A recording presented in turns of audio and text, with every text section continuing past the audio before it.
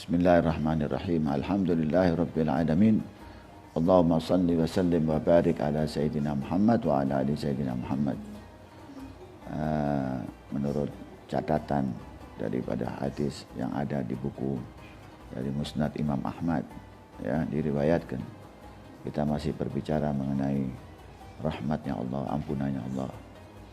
Diriwayatkan Allah bersabda, Allah berfirman kepada malaikat Jibril, wahai Jibril, apabila ada orang datang, ya, apabila seorang hamba datang kepadamu, kepada Allah, untuk mencari ridhonya Allah. Orang datang mencari ridhonya Allah. Nah, ini kita di bulan puasa sering kita minta itu, minta keridhoannya Allah. Kemudian Allah akan meridhoinya.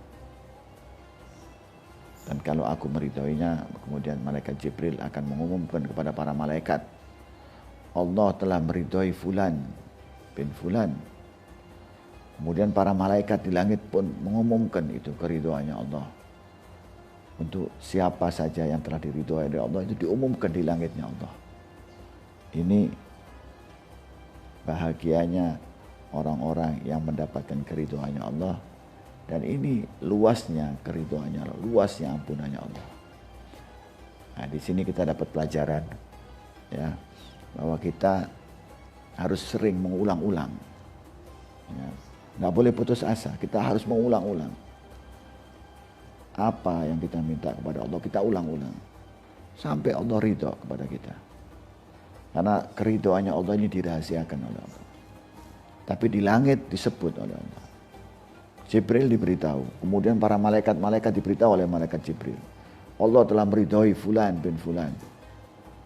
Nah, ini supaya kita tahu bahwa keridhoannya Allah itu dirahasiakan oleh Allah, supaya manusia berusaha terus menerus mendapatkan keridhoannya Allah, dan supaya manusia ingat terus kepada Allah. Ini adalah kenikmatan. Nanti dia akan merasakan itu keridhoannya Allah dengan pertolongan-pertolongan yang dimudahkan dalam kehidupannya oleh Allah. Nah ini juga para malaikat-malaikat yang ada di langit, di arsy-Nya Allah, itu turun semua ke muka bumi. Dia mengucapkan doa, untuk orang yang minta keridhoannya Allah itu tadi. Nah, ini manfaatnya kita mengulang-ulang minta kepada Allah, akan mendapatkan ampunannya Allah, mencari keridhoannya Allah. Di riwayat yang lain di Bukhari dan Muslim, ya, ini Allah ini menggambarkan cintanya Allah kepada makhluknya. Ya, diriwayatkan Allah sangat gembira dan senang kepada orang yang bertobat kepada Allah. Seperti seorang yang punya kuda tunggangan, ya, di tengah padang pasir. Kemudian di atas tunggangan itu ada makanan, ada minumannya dia. Kemudian kuda itu lepas. Ya, dia sudah putus asa dan dia kelelahan sampai dia tertidur umpamanya di tengah padang pasir.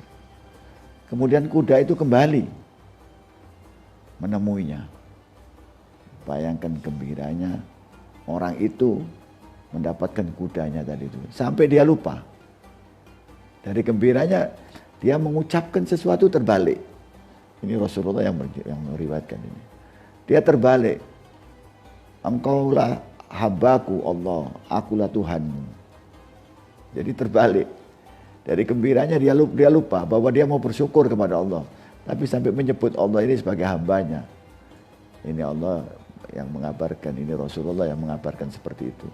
Betapa gembiranya Allah, ya, atas orang-orang yang bertobat kepadanya, orang-orang yang jauh dari Allah. Ya, dalam riwayat yang lain, bagaimana Allah menanti orang-orang yang bertobat ini.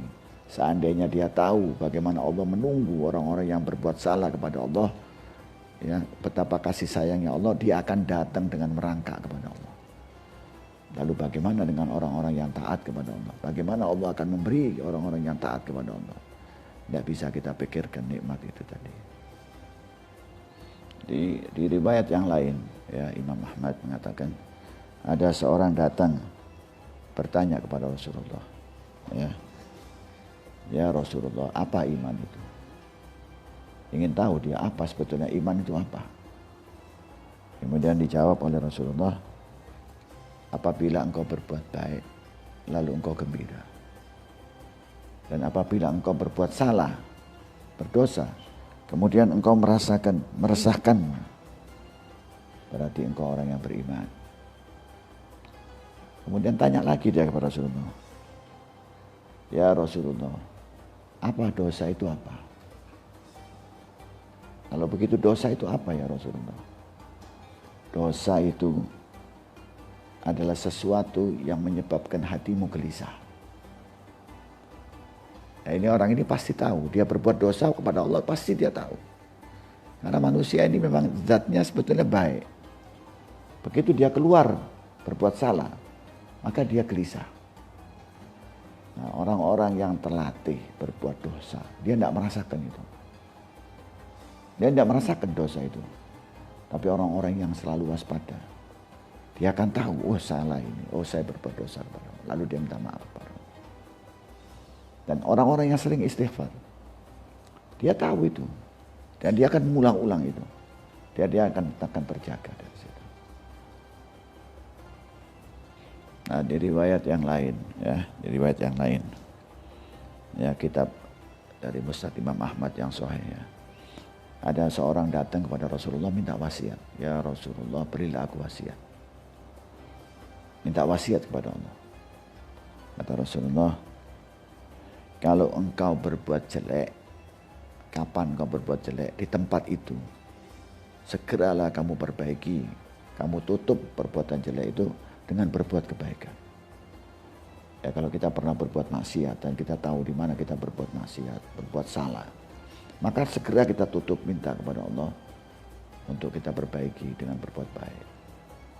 Kemudian bertanya lagi kepada Rasulullah, ya Rasulullah, bagaimana kalau aku mengucapkan kalau dia berbuat salah, dia mengucapkan la ilaha illallah, la ilaha illallah. Bagaimana ucapan itu? Apakah dia bertanya, apakah itu bisa menutupi keburukan-keburukan itu? Dan itu dijawab oleh Rasulullah, itu adalah sebaik-baiknya kebaikan. Ya. Kalau kita sering mengucapkan la ilaha illallah di majelis atau di mana-mana, walaupun kita dalam keluarga atau dalam keadaan yang santai gitu ya, kemudian setelah nggak sengaja kita lupa berzikir kepada Allah, lalu kita berbuat salah di situ, riba dan sebagainya, kemudian kita mengucapkan la ilaha illallah, menyesal di situ, kata Rasulullah, itu sebaik-baik kebaikan. Dan itu adalah penggantinya, insya Allah. Dan ini di riwayat yang lain juga, apabila seseorang ya berbuat dosa, kemudian dia berwudu, kemudian dia sholat 2 rakaat, minta maaf kepada Allah. Ya, kalau kita tahu kita berbuat dosa, segera kita cuci dosa itu. Karena di dalam sujud kita itu, di dalam duduk antara 2 sujud itu ada permintaan Rabbil firli. Kita minta ampunan dari Allah. Lalu kita minta afu juga kepada Allah, minta supaya dimaafkan kepada Allah. Dan akan dimaafkan. Pada saat kita sujud, kita mengucapkan subhana rabbiyal a'la 3 kali, dibersihkan dosa-dosa kita. Juga pada saat ruku kita mengucapkan subhana rabbiyal azim, diampuni oleh Allah. Ini Rasulullah sallallahu alaihi wasallam alhamdulillah mengingatkan kita dosa-dosa itu akan diampuni Allah. Prinsipnya kita menjaga dosa, jangan berbuat dosa, tapi kita tahu kemana kita harus berbuat, apa yang harus kita lakukan pada saat kita berbuat salah, terpleset. Ya, kita diplesetkan oleh setan tadi itu, kita tahu cara kita minta maaf kepada Allah. Wabillahi taufiq wal hidayah. Assalamualaikum warahmatullahi wabarakatuh.